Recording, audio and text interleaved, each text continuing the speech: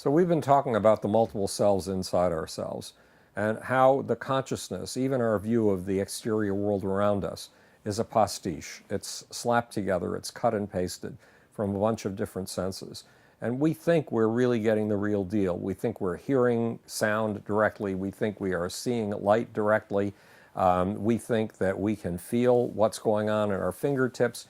And in reality, these are all strange coded sets of biochemical and electromagnetic signals sent from our fingertips, our ears, and our eyes to our brain, where a dark prisoner in the dark hole of Calcutta of the skull puts it all together and makes an artificial coherent picture out of it. And you can see how artificial that coherent picture is in the work of V.S. Ramachandran.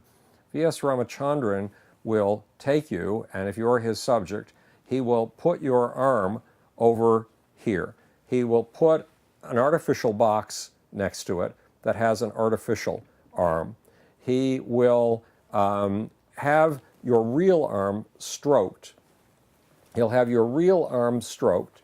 Well, I'm getting this all mixed up, but one way or the other, he will give you the impression, by giving you the necessary sensory clues, that the artificial arm is your real arm.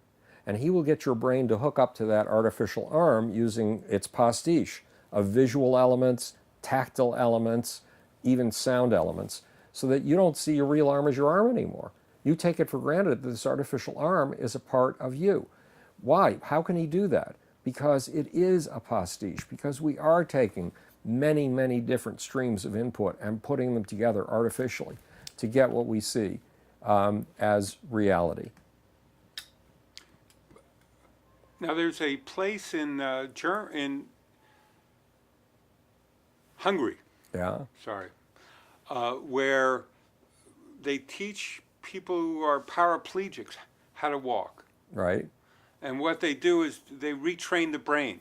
Mm-hmm. They remap the brain by constantly repeating a new... Right. There's a part of the brain called the insula, and it is the map center of the self. We talked about the hippocampus, which is the mapping center of your it's the mapping center that maps your landscape and your surroundings. The insula maps out what's you and what's not you. And if you manage to invent something like the hammer and you use it every day of the week for quite a while, your insula will stop mapping the end of your arm as being right here at your fingertips, and it will start to map the end of your arm as being the end of the hammer. It will map the hammer on to you. So it's not surprising that a paraplegic being taught to use an artificial limb can eventually feel that artificial limb as a part of himself. In fact, once upon a time, when I was stuck in bed for 15 years, I was in very bad shape, and my wife, my first wife, after 34 years of marriage, decided to divorce me.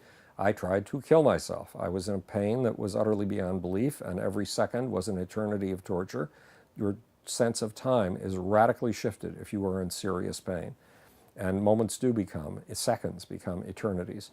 I couldn't take it anymore. Well, I was so successful in what I tried to do that when I woke up 3 days later, having taken all kinds, every chemical, every pill I could find in the house, I had lost the circulation to 3 of my limbs, and I no longer had any control over my limbs, any use of those limbs at all. I only had the use of one arm. My doctor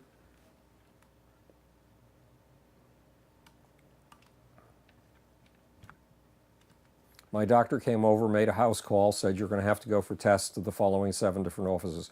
I couldn't get up and down my stairs. I couldn't get out of my bed at that point. There was no way I could afford to try to go for 7 tests, because I'd learned one thing about my chronic fatigue syndrome. Every time you challenged it, it punished you big time. And even trying to go down the stairs would be challenging it very, very big time. I could suffer for years because of this cover-your-ass approach to medicine. So I promised him that if he gave me 4 days, I would get the use of my limbs back.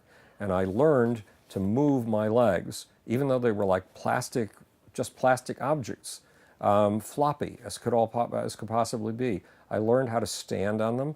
I learned how to use my hips to move them, since there was no innervation to the muscles whatsoever of my legs. And I learned to use them like artificial limbs, walking first 1 lap of the house from the front of the house to the back, then 2 laps of the house, and finally walking 9 miles in a row because somehow despite the chronic fatigue syndrome, now that most of my body had been turned off, I had all this excess energy that I could use for something I couldn't have done a few days earlier, walking. So if I could learn to use these useless limbs, these limbs that were like pieces of plastic, then I can see how a person who's taught to use an artificial limb eventually comes to map that limb as a part of his or herself. But again, it's all down to the same thing. We have many different selves inside of ourselves, and the brain is very good at piecing those many cells together and using them to produce an illusion of reality. Interesting, an example of that is driving a car or driving a truck. Yeah, because you feel the wheels as extensions of yourself, even though all you're feeling are tiny little bumps in the steering wheel. Yeah, it's absolutely astonishing. And without the insula mapping our tools into ourselves as a part of us, we wouldn't be able to drive a car. There'd be no traffic on the roads whatsoever. The automobile and the airplane would be impossibilities. And with that, yes. What are we doing? Oh, we're doing Pondering the Imponderable with guest filmmaker Joe Geller. dum dum dum.